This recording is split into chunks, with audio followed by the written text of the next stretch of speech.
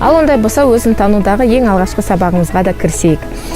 Сіздерге теория, өзін тану жалпы қайдан басталды, кім оны зерттеді деген сұрақтарға жауап бермес бұрын, ең алдымен сіздермен кішігірім жаттығу жасасақ. Қазір дәл алдарыңызда мынау презентацияда көрсетілген 5 фигураның біреуін таңдайтын боласыз. Бұл таңдаған кезде сіз міндетті түрде ұзақ ойланудың қажеті жоқ, тек қана мына фигура маған ұқсайды ау, немесе мына фигура маған ұнап тұр деген тек қана интуитивті ортада ғана осы 5 фигураның біреуін таңдаңыздар. Кейін осы 5 фигураның біреуін таңдағаннан кейін сізде енді 4 фигура қалып отыр ғой. Енді қалған 4 фигурамен де тура сондай қабілет жасауыңыз керек. Яғни қалған 4 фигураның қайсы сізге ұнайды, соны жазыңыз. 3 фигура қалғаннан кейін үшеуінің біреуін таңдаңыз, екеуін біреуін таңдаңыз. Ең соңынан қалған фигура ол сізге ең жат, ең бір мынау маған келмейді ау деген фигура болу керек. Жалпы сіздер осы жаттығуды орындағанша, сіздер міндетті түрде курс барысында дәптер және қалам алғандарыңыз жөн. Себебі қазір курс барысында бірнеше инсайттар алған кезде, бір идеялар болып, немесе сұрақтарыңызға жауап алған кезде, егер оны жазып алмасаңыздар, онда бір жаңа идея келген кезде алғашқылары ұмыт болып жатады. Сондықтан курстың пайдалылығын арттыру мақсатында міндетті түрде дәптер мен қалам алып отырыңыздар. Ал ондай болса, сіздерге жаттығуға қайтадан оралайық. Мысал ретінде ғана сіздерге жаттығу барысында мен қандай 5 фигура таңдадым, соны мысал ретінде келтірейік. Алдарыңызда мұны 4 квадрат, 3 бұрыш, шеңбер, тік төртбұрыш және зигзаг тұрса, соның ішінен меніңше мысалы маған 3 бұрыш ұнап тұр дедім. Ең алғашқы фигураны 3 бұрышты сыздым. Ары қарай мысал ретінде шеңбер, квадрат, тік төртбұрыш және ең соңғы зигзаг болды делік. Ондай болса, сіздерге әр фигура нені сипаттайды, сіздің қандай қабілетіңіз бар екенін айтады, сол туралы тоқталып айтып өтейін. Ең алғашқы фигура, сіз таңдаған ең алғашқы фигура сізде квадрат болса, яғни 4 қабырғасы да өзара тең болса, онда бұл фигураны таңдаған адамдар көбінесе өте еңбекқор адамдардың қатарына жатады. Бұл кісілер квадраттың 4 қабырғасы ретінде өте тұйық және де бұрыштары тік болғандықтан, бұл кісілер өте жүйелі жұмыс жасағанды жақсы көреді. Кезек-кезекпен жұмыс жасаған жақсы көреді. Яғни әрбір процесс қадамымен болғанды талап етеді. Мысалы, бірінші қадам орындалды, екінші қадам орындалды, С үшінші қадам орындалды деген секілді әрбір нәрсенің жүйелі болғанын қалайды. Одан басқа белгілі бір іске кірісіп айналса, ол кісілердің еңбекқорлығы мен шыдамдылығының арқасында олар кез келген істі аяғына дейін жеткізуге тырысады. Сондықтан сіз егер квадрат таңдаған болсаңыз, онда сіздің бойыңызда осы қабілеттер жақынырақ сізге келуі керек. Ары қарай кеттік. Егер керісінше сіздің ең алғашқы бірінші фигураңыз 3 бұрыш болса, онда 3 бұрыш таңдаған адамдардың бойында көбінесе мынау лидерлік қабілет қаттырақ көрсетіледі. Одан жауапкершілік көбірек алады ол кісілер.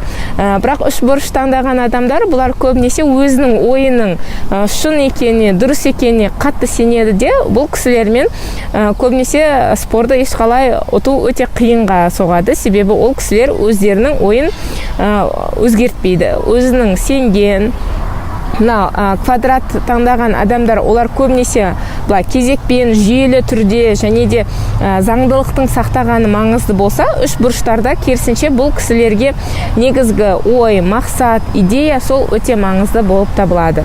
Сондықтан 3 бұрыш таңдаған адамдарда көбінесе мынау осы жаңа сипаттап айтқан қабілеттер көбірек тән болады. Ал кеттік ары қарай, 3-ші фигура бізде шеңбер.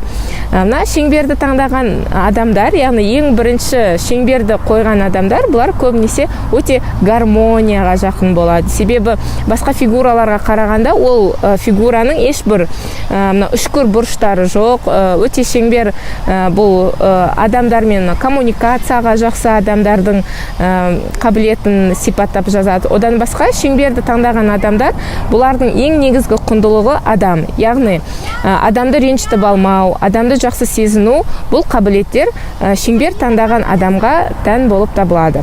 Ары қарай кетсек, бізде енді тік төртбұрыш бар. Тік төртбұрышты таңдаған адамдар енді бұл көбінесе қабілетті сипаттауға арналмаған. Бұл тек қана уақытша бір ситуацияны ғана көрсетеді. Яғни, егер сіз тік төртбұрышты таңдаған болсаңыз, мүмкін сіз қазір бір түсініксіз бір шешім қабылдай алмай, немесе бір қиын жағдай, стресстік жағдайда болған кезде, адамдар көбінесе ең алдымен осы тік төртбұрышты таңдайды. Бұл ешқалай уайымдамаңыз, бұл ешқандай жаман нәрсені білдірмейді. Бұл тек қана дәл қазіргі ситуация мүмкін сондай. Ал сіздің бойыңыздағы мықты қабілет, бұл тік төртбұрышты таңдағаннан кейін екінші фигура сізде қандай тұр, сол фигураға қатысты сипатталған қабілеттер сізге жақынырақ болады. Ал енді соңғы фигура бізде зигзаг қалып отыр. Бесінші фигура, қарасаңыздар, тек қана зигзаг ол тұйық фигура емес, қалғандардың барлығы тұйық болса, зигзаг тұйық емес.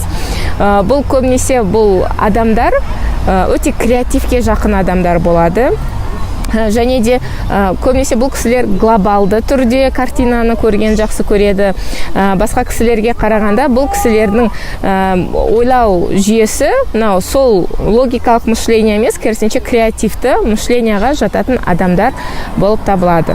Енді жалпы осы кішігірім жаттығудың аясында, барысында сіздер өздеріңізді сәлде болса жақынырақ танып қалдыңыздар деген ойдамын. Егер жаттығу жасасамаңыздар, міндетті түрде қайталап жасаңыздар.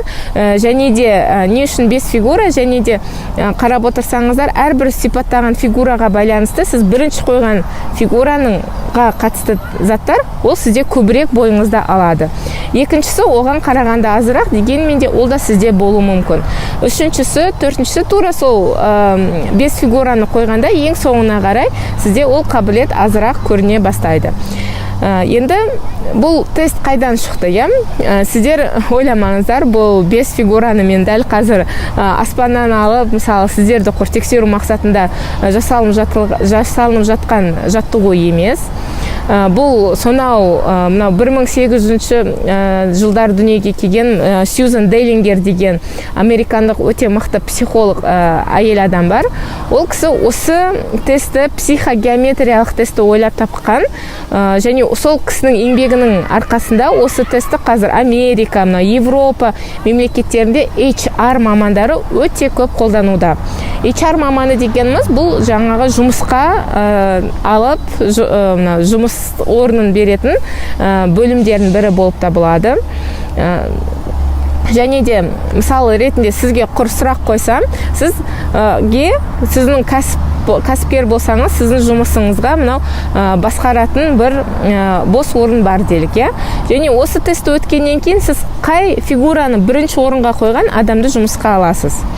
Егер сіз мұқият оқып тыңдасаңыз, онда жауап 3 бұрыш. Яғни 3 бұрыш таңдаған адамдарда басқару қабілеті қатырақ көрінетін болады. Енді сіздер бұл тестті, жаттығуды үйреніп алғаннан кейін, егер болашақта жұмысқа тұру мақсатында бұл фигураларын орын ауыстырудың қажеті жоқ.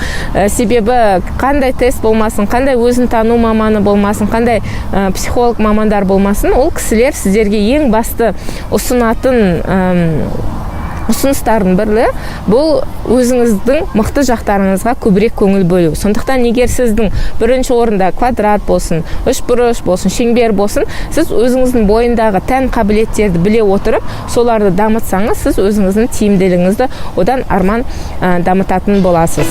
Өзін тану саласын тек қана Сьюзан Дейлингер емес, бұл саланы өте көп ғалымдар зерттеген. Сонау Карл Густав Юнг өзінің жұмыстарында, өзінің ғылыми жұмысында адамдарды 4 психотипке бөледі. Ол адамдардың қабілетіне байланысты, ол логик, сенсорик, интуит және эмоционал деген секілді 4 типке бөледі.